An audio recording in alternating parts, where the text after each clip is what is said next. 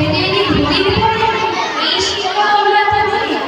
বিধু বলে, এ কাপড় পছন্দ হয়েছে মোর, এই জামা পরা আশা মাকে।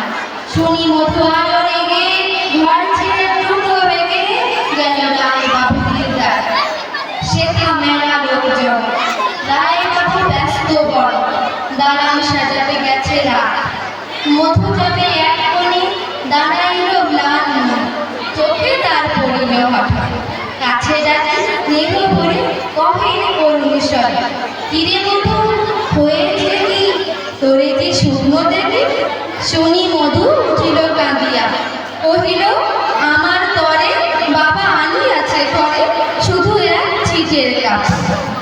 শুনি রায় মহাশয় হাসিয়া মধুরে কয়, সেজন্য ভাবনা কি ভাত?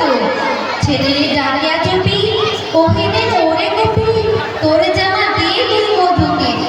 গুপি সে জামা পেয়ে মধু দিয়ে হাসি আর নাহি ধরে মুখে, বুক ফুলাইয়া চলে সবারে ডাকিয়া বলে, দেখো কাকা দেখো যে মামা, ওই আমাদের বিধু ছিট পড়ে আছে শুধু, মোর গায়ে সাটিনের জামা।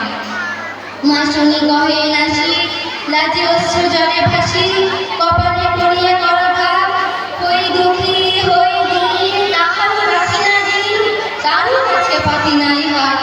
তুমি আমাদেরই ছেলে ভিক্ষা লইয়া অবহেলে, অহংকার করো ধীরে ধীরে, ছেঁড়া ধুতি আপনার ঢের বেশি দাম দাম, ভিক্ষা করা সাটিনের যে। আই বিধু আই বুকে চুমো খাই চাঁদ মুখে, তোর স্বাদ সব থেকে ভালো, দরিদ্র ছেলের দেহে দরিদ্র বাপের স্নেহে ছিটের জামাটি করে। নমস্কার।